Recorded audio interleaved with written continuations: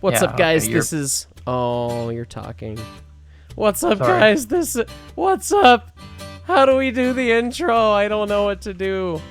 What's up, guys? Your head is clipping through the cab, sir. I like you sound better today. I do sound. I finally feel relatively decent. I still got a little bit of the nasal mucusy, grossy sadness, but you know, it's a process, I guess. So what are we doing today, Con? We're shoving. We're shoving. Today. Yeah, we're just gonna. I'm just gonna. You want to be the lead guy up there and tell me where we're going? Yep, I'm protecting the shove. This is actually a legal requirement on most railroads. I mean, actually, I think literally all railroads you have to do this. You have to protect on modern day. You have to protect the shove. If you're a guy sit on the front. What if you have a flat car like this though? Would you just sit on the flat car? Flat cars are an interesting topic for safety, and I honestly have not had to deal with enough of them, actually in train crew service. I remember vaguely when I took my G-Corps class, which is our General Code of Operating Rules, when I was looking at getting my engineer cert for a different railroad, back when I was back in Seattle. They talk about flat cars, and there's specific safety rules about where you can stand and sit on them, because they're typically not safe, because there's not a great way for you to have 3 points Okay, of so contact. what if you have let's say you're doing a big freight train, you have a box car on the front. Does he just hang on to the ladder and protect the shove? You put both your feet in the stirrup, you got one arm in one of the pieces of the ladder, and then you're giving hand signals with the other arm, or you're using the radio or whatever, but you got 3 points of contact, you ride the shove. Or if it's a short shove and you can protect it from the ground, you can walk the train in and protect it that way, and then you're restricted to usually something like a slower speed, depending on exactly what the nature of the operation is. But that way you can guarantee you're not going to hit something, because I mean, at the end of the day, it's not like backing your car up out of the driveway. I mean, we're dealing with a couple hundred feet of train here, so sometimes they're missiles the size of the Chrysler building. Bro, so. You haven't seen my fiance back up the car.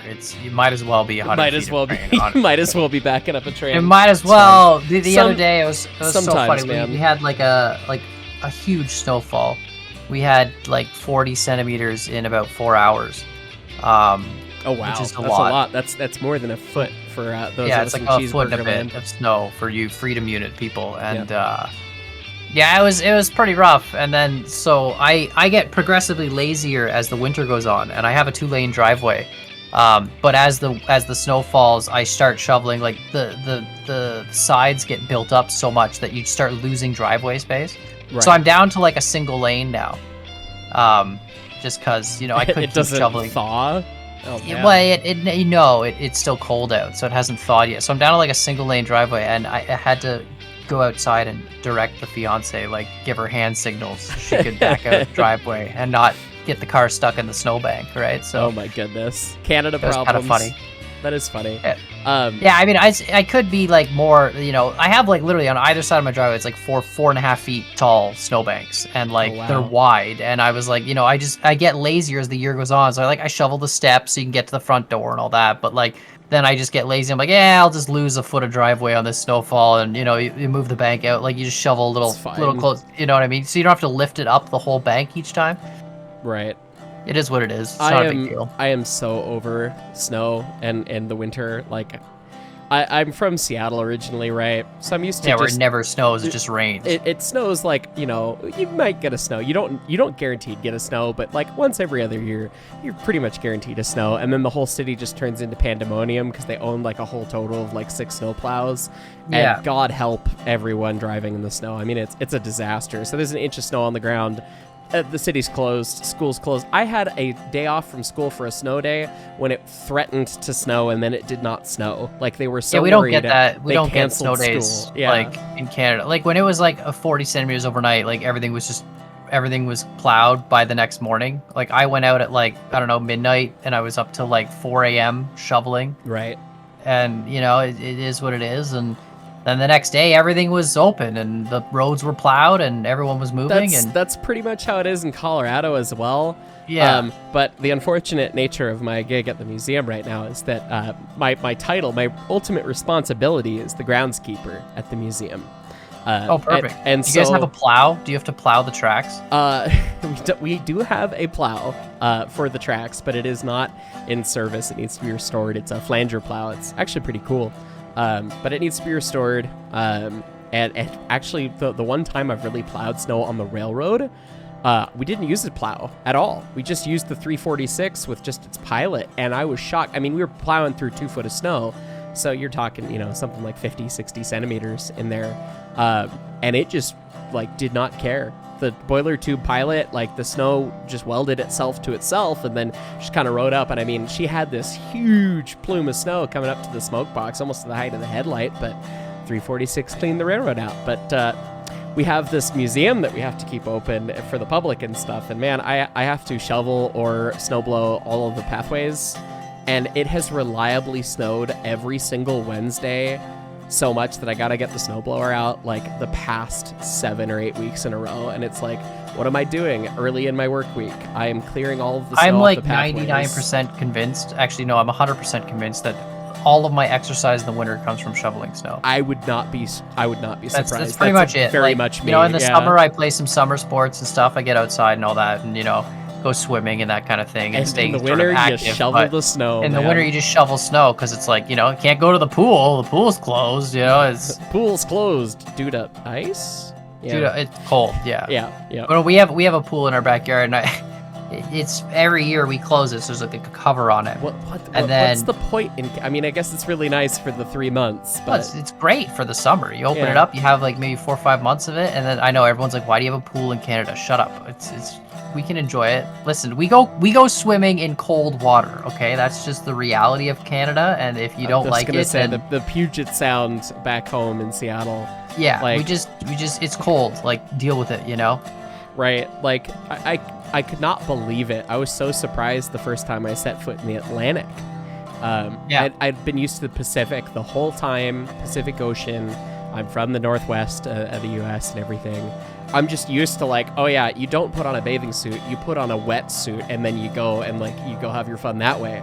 That's what I was used to younger in my life and everything. And my ex was from the Southeast in America, in Georgia, and she was always talking about how beaches sucked up here and the water sucked, and it's what do you mean? The water's great, love all this stuff's great. And then I step foot in the Atlantic and it's warm, and it's yep. What? That's illegal. It's supposed to be briny, cold, and awful. What do you mean? Oh, it's crazy. I mean, I think that you don't realize how much water is in some of these oceans. The Pacific is monstrous. It's insane. It's ridiculous. And it's just huge. All the water currents and stuff. But bring all the cold water down from the north. Right. That's an interesting thing. I didn't realize how big of a deal water temperature is overall. This is not it controls 99% of the planet's weather. Not to be day after tomorrow, doomsday apocalypse, but legitimately that's the the water currents and the air currents, the big jet streams. It does a lot for. I never really thought about it until it kind of got presented to me the one day. I had a really cool engineering course in college. It was called EPICS, and it was EPICS 2. It standed for something, I don't remember, but it was multidisciplinary engineering, work with a bunch of different engineers, do a project, and feel you're actually doing real engineering, get the experience, and submit a project for someone. And one of the weather laboratories was the one that my team ended up with, and they've got what they call a drop sonde, which is a special probe for temperature that they fire out of a cannon in an airplane ahead of hurricanes, which is it's got metal as hell. And stuff. Yeah. And so they've been having issues with them forever because they're like a little egg-sized contraption, and they let it fall through the water, and it's a 300-meter wired probe that unfolds itself and unrolls itself down as it falls into the ocean to then send to a little transmitter at the surface that then sends the data back to the plane so that they can get every twice a second or something, they could get the temperature of the water all the way through. And it's well, why is this such a big deal? And it's well, temperature is energy. Hotter temperature is more energy. You can tell how bad a hurricane's going to be because of the temperature of the water. And it's I never even thought about that. Like, as soon as you like say it out loud like that, it's like, oh, that makes a lot of objective sense. Oh, I could totally understand that and see that. But man, never thinking about that, not being from that part of the country, and then being a part of a team trying to come up with a potential alternative solution to their wire tangling problem. Was a neat little project in college. We not to be that guy, but this it's perfect that we are talking about weather, just like every boomer does. Have you ever noticed whenever you have a conversation with your parents, it starts how's with the weather? How's the weather? But anyway, aside from that, very much so. Bring them back. Aside from the weather situation, I actually had somebody that asked a question, really? Which I thought was interesting, and they're like, "What happens if like there's a tornado warning where a train has to go?" Man, that's I mean, I don't know what the railroad's operation. And I was like, that's kind of is, I have no I wouldn't even thought of that. But like, yeah, what if there's like a tornado? Like tornadoes have hit and thrown train cars before. Like that has happened, and they will pick up 100-ton modern day train cars and they will throw them like they're toys. I mean, and then the train just derails. You know? I mean, I would assume that if there's like a strong chance and they know where it is and what the path is, like they would clear traffic through that area. But I don't actually know what the explicit operating rule is for that. Policy is. Yeah, I do know that if you make it, you're a hero. If you don't, you're a zero. Right. I mean, the other question I guess is like, they're like, all right, listen, there's a tornado in the south, okay? So you have two choices. You can either drive through the tornado with your train, because this load's got to get there, or you can go through Ohio. And then the train driver's like, oh my God, I'm driving through the tornado. I don't even care. Yeah, we can't talk about railroading in Ohio right now, apparently, because railroading in Ohio is apparently just bad. It's been so bad. It's been so bad. Yeah, it's been a bad time for holy cow, man. They are just, I don't know what they're doing, but they are not doing something. That's for sure. Yeah, I don't. So you actually invaded my stream to show me the footage. There was another derailment in Ohio. Right. Yeah, there was the second one, which I don't know. I mean, we talked about it a bit on stream. Like the first big derailment was a bearing that overheated. Oh God, you don't have to click on the cranes right now. I'm on autopilot, and I'm just like, I don't know why you were clicking on them. You just gotta let them. That's right. I forgot about this. You know how long I've played this game where the cranes sucked? Yeah, I know. Anyway, the first one was like a bearing that overheated real bad, and it made it past several bearing sensors from what the NTSB, National Transportation Safety Board, said. It made it past several of them, and it was not critical until the last one that it passed. And the detector said stop and inspect, and they were braking to figure out, and go inspect it when the train came off. So it rapidly kind of failed, which, I mean, that's kind of uncommon, obviously. Like, we don't have these huge derailments like that, but that's really the failure of that one. But the one that you showed me, it's really hard to say because the cars were in the dirt before they hit the crossing. Like, I saw more footage of that one, too. Like, there was another truck at a different railroad crossing. Oh, really? Yeah, this one was, for those who don't know, you can look it up online. It's Springfield, Ohio railroad derailment. Not as bad as the first one, which was in East Palestine or something. Yeah, Ohio, something that was a really nasty one. And this one is course, too. So this one is also really bad, which leads to the question of, did Heist lay all the track in Ohio? No, I did not. That's really what we're getting to. Man, it's been tough. With the first one, I mean, obviously the first one's got a hazmat release, and it's affecting like people and lives of animals, and like, I mean, it's a genuine tragedy. So it's hard for me to like want to meme on it and joke about Heist Track and stuff. It's just like, it's still kind of awful. Like, that's bad, man. Like, that's it's a real, like, don't get me wrong, it's a real problem, and like even the environmental effects of it it's drifted into Canada where I live even, and like there's, there's definitely problems, and like, it's one of those things where I'm sure in the next 5-10 years we'll hear a lot more about it than we will now. With like pretty much every major disaster that happens, you never really hear about the full cause until years later. I mean, the NTSB's got to do their full investigation and everything, and for them, one more car, for them to really know. I mean, we're probably gonna not hear about the exact details for another 2 years, if I had to guess. And who knows, like, it's really easy to Monday morning quarterback and say that, oh, they made all the wrong choices, XYZ with this, and Dealing with that sort of stuff, I had a hazmat incident at BNSF, and it wasn't like the hazmat of hazmat. It was just engine. And it wasn't the poop in the diesel? It wasn't the, I mean, that was, other than the poop in the diesel, no, it was just engine oil. And man, that was my worst day on the railroad. God, it was awful.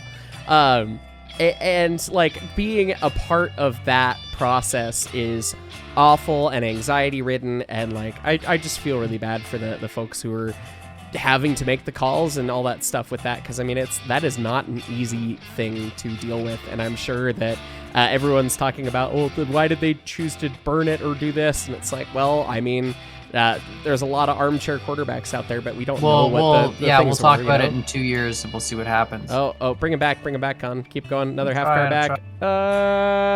Okay, well, we're double loading that car. That'll do yesterday. Yeah, we have a bit of a problem known as operator cannot drive this train effectively because it's very, very heavy. Oh, did you hit the end of track? I did. We can't load the last car. Is it just honestly one? It's actually the last three. Back it up some more. It loaded the Wait, the last three? It loaded, like, it should be loading the next two, and it, like, didn't want to load one. It was strange. Back up all the way to end of track. Go all the way back and give me everything you got, and we'll see. We might be able to get two of the last three, and then the last one we'll have to... Okay. Yeah, this should work for these two cars. Yeah. So there's one car that we can't load. Yeah, probably. We'll have to. I feel so stupid then, because like it's just the locomotive. Did you derail the tender? No, but I could. Like if I derail the tender, we could probably load the last car, right? Yeah, probably, maybe. Or like, hard to say. What I should have done is come in, gone around the front of the train, and then been on the other side. Right, that would have made more sense. And then we would have been able to hold. This can hold 12 cars apparently, is the capacity we're running. Apparently we can literally. All right, let me re-rail the tender to the other track over here. It's fine. And see what happens. I don't know if a tender length's gonna get us enough. It might. Dude, we're gonna try. Look at this. This is real MLG railroading right now. Major League Gaming. It's fine. Perfect. Is that it? That's it. Is that enough? You're not working by like a half car, bud. All right, well, we're going to re-rail the magic of the Glenbrook to the other track over here, just because... and now how are you going to move the train, friend? Well, we have a Class 48 over there. Oh. You can grab. Okay. And push. Okay, I see what's going on. I got to spin the Glenbrook around. Now that you've simulated the work of many men and many days to move the Glenbrook from one track to the other. Well, we obviously made a critical error here in not... Right. It's fine. And not having the train assembled correctly when we... Maybe we shouldn't have shoved from the yard. It's fine. We could have, when we got to the smelter, we could have just left it on the siding and come in on the other end, or, have the Class 48 grab it. There were many smarter options that we probably See, we were busy talking about the weather, Heist. We did the boomer thing. It's true. Yeah, we talked about boomer weather stuff, and that was the issue. We shouldn't have done that. I can't leave my my hazmat story hanging. I don't think people are gonna be like, what? Oil. You spilled oil, right? Yeah, we spilled oil all over the gosh darn place. Man, that was a bad day. That was actually New Year's Eve 2017 into 2018. And so it's New Year's, people are trying to get out of New Year's party ever. Best New Year's, dude, seriously. No, it was awful. Man, and then that New Year, like, I actually came home and people were still, I was living with a friend. What am I doing? Why did I come all the way out this way? Anyway. Oh, what you're doing? You're monologuing again. I am monologuing, and I'm heading to the... It's not even my fault. I'm heading to the iron mine with this Class 48 right now. It's fine. Well, we need to do something there, I guess, at some point. It is fine. Anyway, yeah, so New Year's Eve, people trying to get out and whatever, and we were working on this engine, and at the time at the shop, we had kind of set things up, so we had 6 supervisors. We had 2 day guys, 2 night guys, and then 2 planners who planned what would flow and how things would work out and like what the shop was going to do and what we're going to work on when and stuff. And that way the foreman, who's running around with his head on fire trying to talk to all 87 people working on shift or whatever, didn't have to try and figure out what needed to happen next. They could just focus on the moment and make sure that the execution was going well. And most of the time it worked pretty well. But man, we had this one. It was early as my time as a supervisor. And the planner had been working with the pipe fitter who was working on this one locomotive. And somehow between him and me and the pipe fitter and everyone, the communication did not happen where the locomotive was. And the planner released the locomotive from our digital computer system, saying that, what the work orders were and everything. So it was good power and it was done. And the pipe fitter told the planner, apparently, I learned later, that somebody on third shift needed to hook up the main lube line from the main crankcase scavenging pump, and that was it. Oh, perfect. So, the pump at the crankcase, the first oil pump of 3 oil pumps on the locomotive, and before all the filters and it, the pump was not just hooked wasn't up. Hooked into anything. So, I didn't get that information. I just got told it was good power and that we needed to go build it in a train. And so I put it on for third shift, that it needed to go get set with its friends that needed to go to whatever town that the power was assigned out of. And the movers pulled it out the house. They started it up, ran it down to the service track, and they switched with it, which is the funny thing. Wouldn't you have noticed when you started it up that it was just putting oil everywhere? Nope. That's the thing. The way that they're set up, the sumps are pretty deep below the engine. So it actually takes a little bit of oil. It has to fill up first. So you have no indication. And they take 600 gallons of crankcase oil. And there's no pressure sensor on the crankcase. When you run out of oil, there's a sensor. You're done.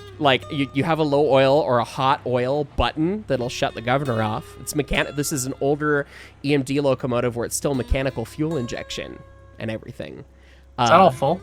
It's all full. Where do I need to go? Go straight up onto the lead. Go onto the lead, and I'll back out right behind you, and then hook up, and then we're leaving. Perfect. Yeah, this was all coordinated. It was planned. That works. See, this is what we should have done initially. The Glenbrook should have gone this way, and I'll stash the goat in the lead afterwards. Yeah, that'll be great. Yeah. That's what we should have done. It should have been drop the cars to the lead. Glenbrook comes this way. You go that way. Load. That would have made a lot more sense than what we did. That would have been the way to run the industry proper, That's fine. It's fine. Yeah. Just like the oil spill, man. So they get down to the service track with the engine, and they're talking via radio because it's night and they have limited visibility and stuff. And they're communicating over the radio to see what's going on, and they're like, hang on, this thing's going to shut down for low oil pressure. We got to get it to the pad. And it's the service pad where they serviced everything, and it's I radioed them right away because that didn't check out. It's every unit you're moving is good power. And I was like, what do you mean it's shutting down for low oil? Everything's good. And they're like, I don't know, but we'll get it over to the pad and let you know. And it's okay, cool. We'll figure it out. And then one of the machinists who was working on one of the other trains, making sure that it was ready to go, that was already built, just goes, yeah, what are you going to do about the oil lake down here? And they just go, the what? And down to the service track I went, man, and you could see every place they stopped with that locomotive. They were putting locomotives in different tracks, building these different trains with the locomotives. And you saw everywhere they stopped for a minute to get a switch or whatever. It was lakes of oil. Almost to the railhead height, pools of this gross, heavy EMD crankcase oil. Just the most... Unfortunate. It was ridiculous. And we had a policy, if you spilled more than 5 gallons of oil or diesel or anything, you had to report it to the service interruptions desk as an incident. And so I called them. I was like, I have no idea how much oil this is, but it looks like a lot.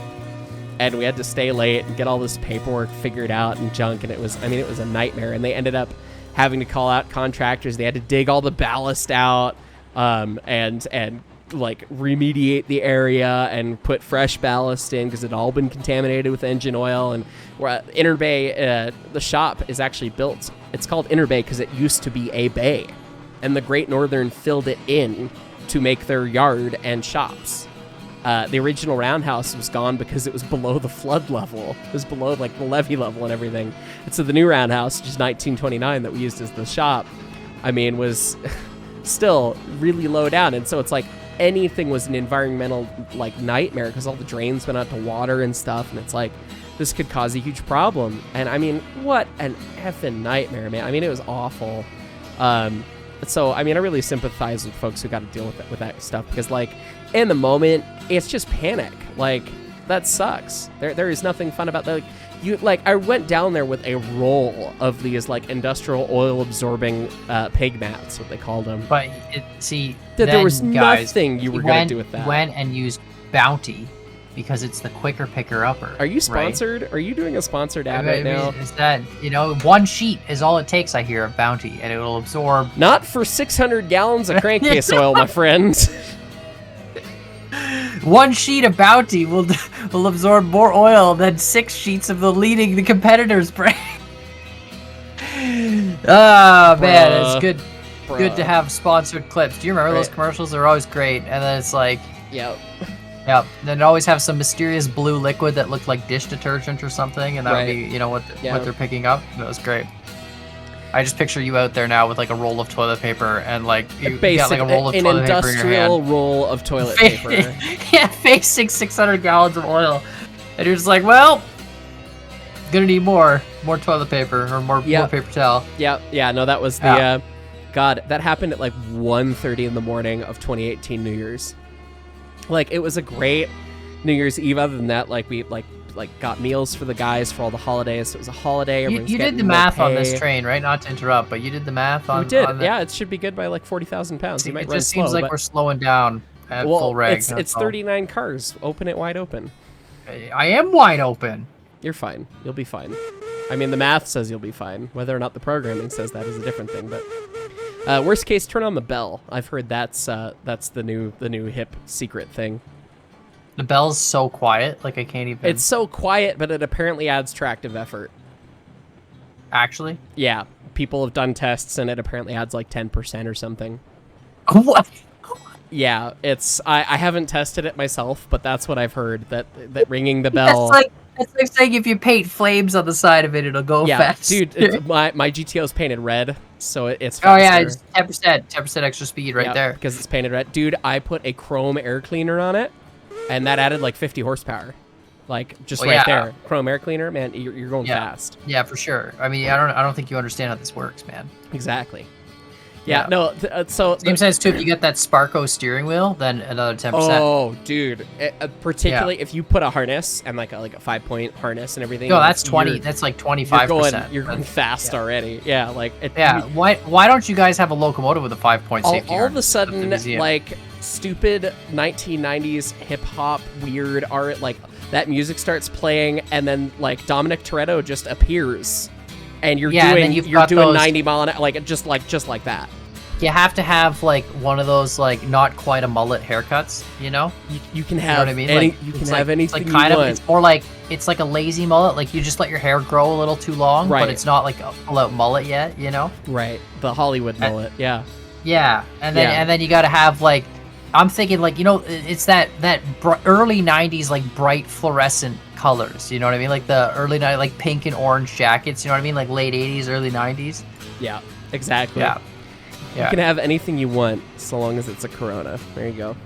Exactly. Dude, man, I made the mistake of watching through, like, my friends, my sister and my roommate that I lived with back a couple years back in Seattle. We had like a weekly roommate night for hanging out and whatever. And we started, like, you know what? We should just watch all the Fast and the Furious movies because we're going to be able to laugh at them and, drink and have a good time and whatever. And they're so bad, man. They're so, like, some of them are fun, okay, but some of them are so bad. Some of the cars are really very really cool. Pretty. That's very pretty. Like they and make very cool. really beautiful cars. They get some amazing people who design some cars. Some of them are original to the movies. Some of them are actually like other people's cars that they use as owners. In one of the more recent ones, they did some crimes against a Charger Daytona, and I was very sad. But right, and it's like as long as you ignore all of the technical stuff, the dialogue, the plot. Yeah, just all the dialogue where they're talking about like something to do with cars. I need NOS! Just ignore all that and you're fine. Yeah, like sure. That's pretty much the entirety of those movies. As long as you don't know anything about cars, they're great movies. Okay. So, but I mean, I like the cars. Some of them are very pretty. The cars were fun, and there are good bits, and I think like the 5th one was actually a pretty fun movie. So there's good things in there. So don't at me. But, well, and I mean, to be honest, I really enjoy watching Vin Diesel play Vin Diesel. Vin Diesel being Vin Diesel, it's family. Yeah, it's great. Yeah, it's great. It's we need a Vin Diesel in Railroads Online that just like comes in and goes. Like Vin Diesel, I'm telling you, I said it before. I'm going to say it again. We need to make a Fast and Furious movie, but with locomotives that's super serious. Right? Like you guys talking about, man, I got a 280, 260, I've got the 260, but I shimmed the boiler down, to get extra aerodynamics, you know what I mean? Like, oh my god. Shimmed the boiler. I don't know. And then they go racing and it's like 20 mile an hour, you know what I mean? He's like on 2 parallel tracks. We'll add that to my my dumb movie list for the channel. I would totally watch that. I've been writing the script of Unsplodable, which is unstoppable, but it's about the explodey tank cars from Derail Valley, and we'll shoot it at the museum. And behind the script for Unsplodable will be Pirates of the Mainline, where Davy Jones is actually just a guy with a beard made out of railroad spikes. And, he's actually always drunk. He's a drunkard. I mean, that is the secret, but yeah, it's fun. Yeah, no, that'd be great. I'm telling you, man, Fast and Furious Locomotive Edition. I could totally get into that. And they show up with like these locomotives that have these big spoilers on the back and the underglow. Oh they got like underglow on these locomotives. And the underglow is just the firebox flicker. Yeah. But they're super serious about the whole thing, right? Like, dude's got illegal coal. Like, he's got a pile of coal, but then he shovels the pile away once the race starts, and there's like a secret hidden like fuel source there that he shovels in as well. Like. He's got the special coal. Yeah, dude, that would be the hilarious. Special coal that's not allowed. You'd have to take it so seriously for it to be 100%. fun. Like, you would have to just perfect. It'd be great. I'm all for it. You need to have some babes in the movie too that like go for the main character. Like, the bad guy has this girl, and the main character's got to take the girl for the bad guy by winning the locomotive races. Why don't we write? Like, why are we not movie producers? I know, right? I don't. This literally would get aired on Netflix and everyone would watch it. I don't understand. It's true. I saw Velocipaster. Dude. Yeah. This is better than half the stuff on Netflix. It's just got to be a super serious vintage train Fast and Furious. It makes no sense at all. 1800s, just a bunch of big mustaches and mutton chops and stuff. Sideburns. Yeah. 100%. Yeah. Oh man, did you see Burnside's? And in the beginning, there's got to be like some scene where like some guy, like the main character's brother, died in like some great train accident when he was going too fast and like turned on the bridge or something, and because he was trying to win the race. Oh, you know what I mean? And that's his like inspiration to be the best locomotive driver ever. You know what I mean? Like itself. I know, it really does. It's like so easy. So not to totally change gears back to where we were on you a little bit, but before the great oil spill of 2018 was the one time I worked New Year's into New Year's Day at the shop. And the New Year's tradition at the shop, like, none of the guys, I was so early in my career there, like, none of the guys wanted to tell me about it, but, like, I knew people, like, a couple people had told me what they do, and I mean, you just go into every locomotive that's running and blow train horns at midnight. I mean, it's great. It's just awesome.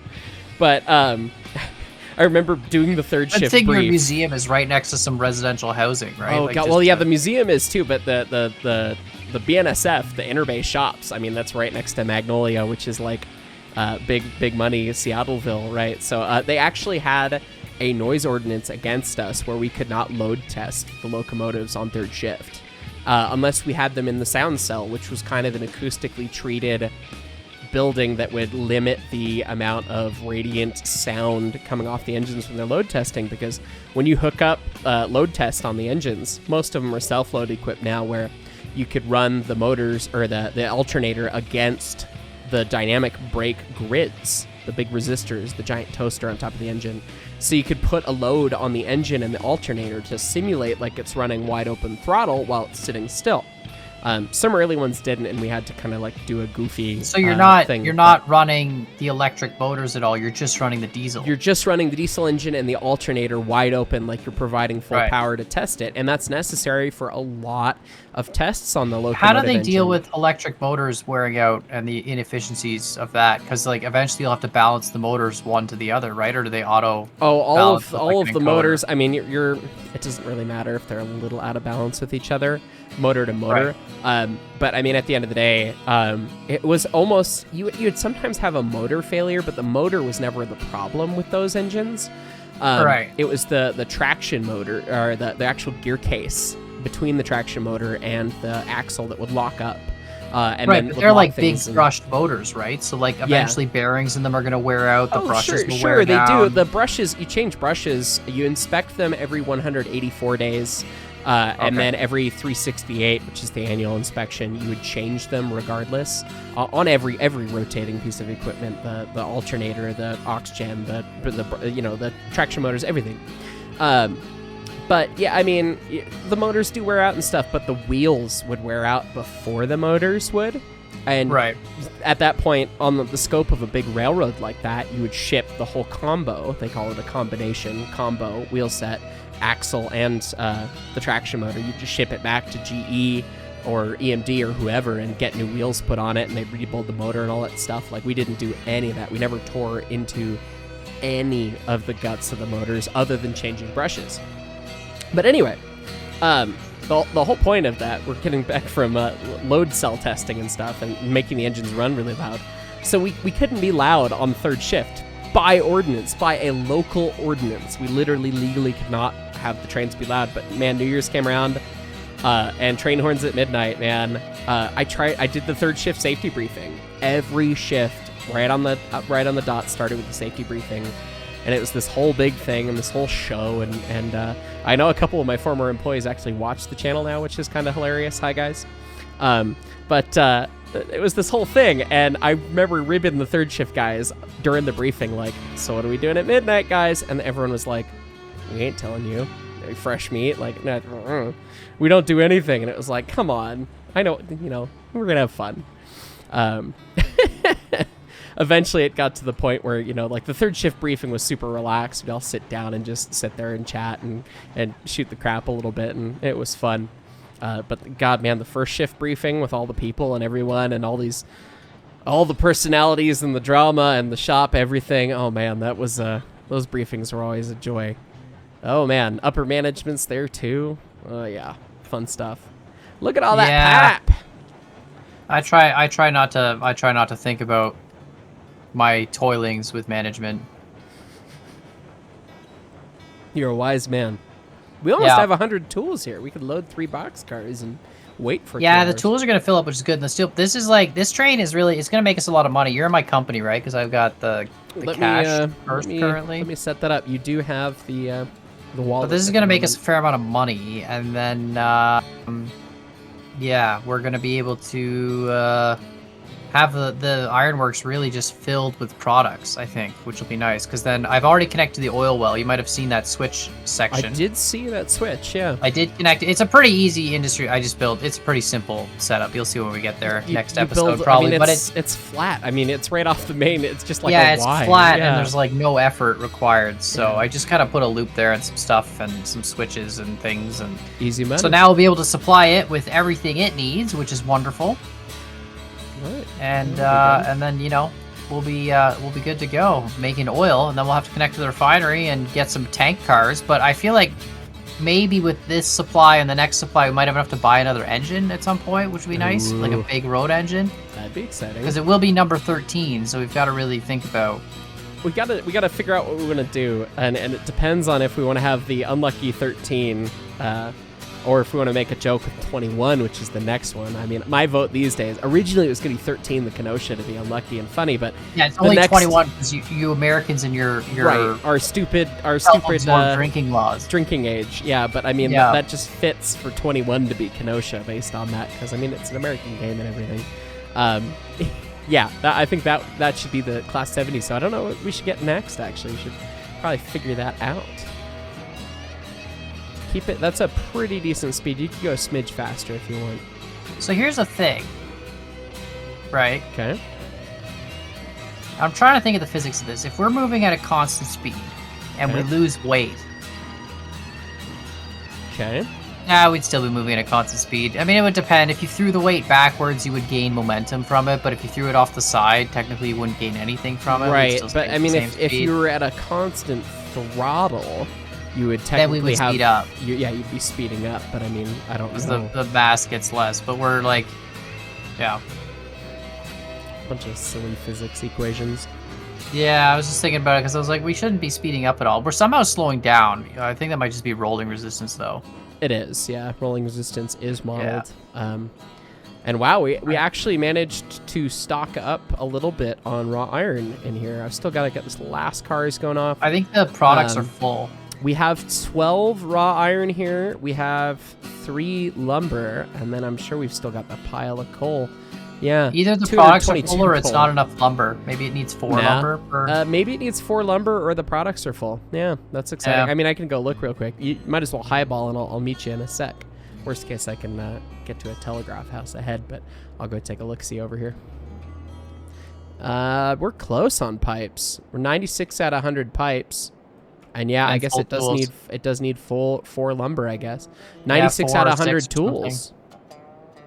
Interesting. I thought it was at 96 out of 100 before. But... Back to the yard. Oh wow, you highballed super hard. Like you were de-rendered. Dude, it's the Glenbrook. You put it in full and it just goes. Yep. Okay. Well, I will. I will TP up ahead and catch up to you, or meet you at the pass. I guess. The Glenbrook has the spicy speed. Oh, ooh, look, oil. There's track here. The next thing is at the oil field. This is spoilers for next episode, probably. Gonna run in the gauge. It's fine. Embrace the danger.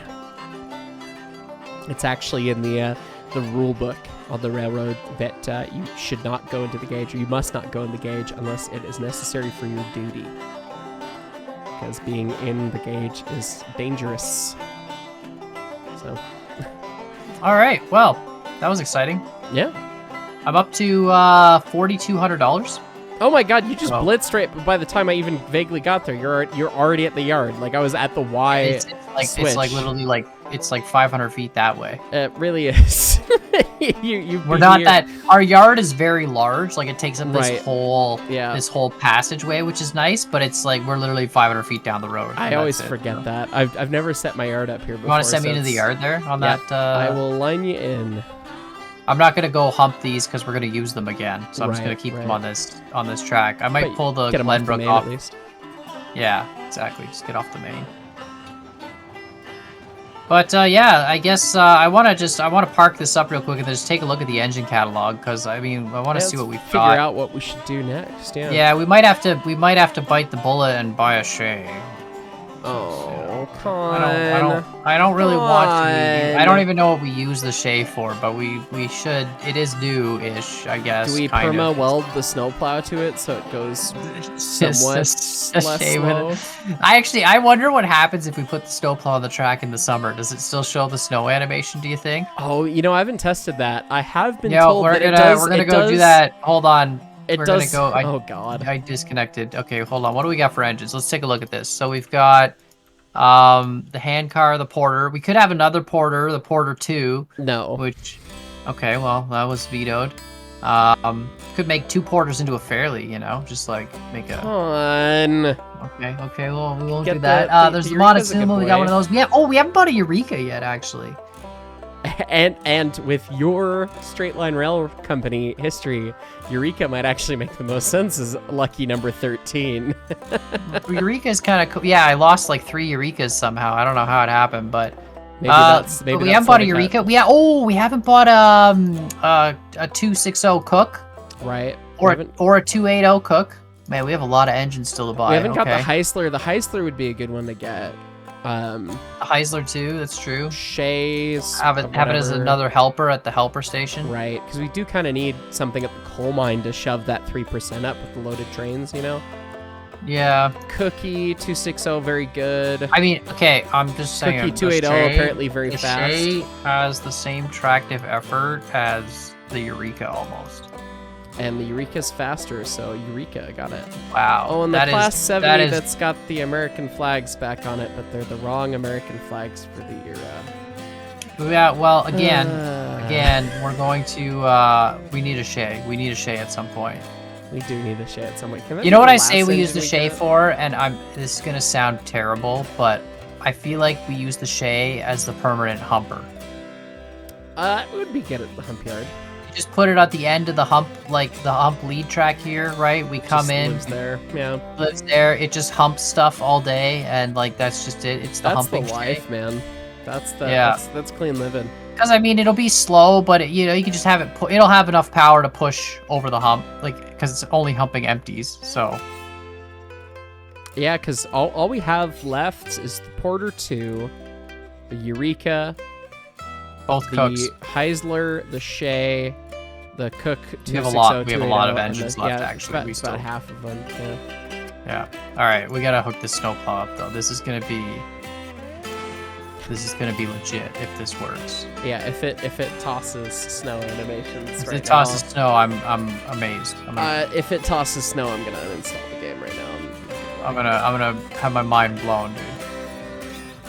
Sometimes it's just the result of global warming. There's just snow even in the summer. All right, so there we go. So we gotta put the bar up. Yeah, no, that's how it works, right? Right. All right, here we go. Pin me in, sir. Bring it in, bring it in, bring it in, bring it in. Ah! Back it up. There you go. You're pinned. All right, perfect. Shove Ready? It. Yep. Okay. There is no snow. Okay. I don't have to uninstall the game. Thank God. I'm very disappointed. There's no snow. But you apparently can go 10% faster now with this, which I mean, already on the Glenbrook, which is already spicy boy. It's breaking. It's aerodynamics, Heis. The front of a steam locomotive is a cylinder, right? It's not very aerodynamic. We're creating an aerodynamic slope. We push the air out of the way, train goes faster. And I don't know, I can't believe you're an engineer and you don't know this. Like, it's ridiculous. I wish you could see how hard I am stroking my temple from how much my head hurts right now. Hey man, it's got to be done. You need that aerodynamics, right? Right. Frontal area matters when you're talking about thousands upon thousands upon thousands of tons. Yeah, well, I'm just gonna let that. Oh, there you go. You got it. Dunk. Nice. Got it. There it is. I do like this little snowplow. It is cute. It's a West Side plow from the West Side Lumber Company. I don't actually. The Heisler's modern version that used to be in the game that got undone was for the West Side Lumber Company. So, well, cool. Neat prototype. That was exciting. Let us know what you guys think in the comments down below. Give us your votes on which Shay we should buy next. Don't do this to me, please. Yeah, I mean, I'd be curious to see what the comments think. We do have a lot of engines to buy. That's true. We do have some money, so we could buy something cheap, and once we do a few more deliveries, we could afford one of the more expensive ones. But permanent humper. What in the heck was that? Did you see that too? I did see that. The tender just did a kickflip. Did not want to take that switch. It was like, nope. We're just okay. Well, we're just gonna fly today. On that bombshell, it's time to end. Yeah. Thanks so much for watching, everybody. In the track, unfortunately. Good God, what a mess. All right. You derailed it backwards. Oh, it's fine. I'm trying. Okay. Bye.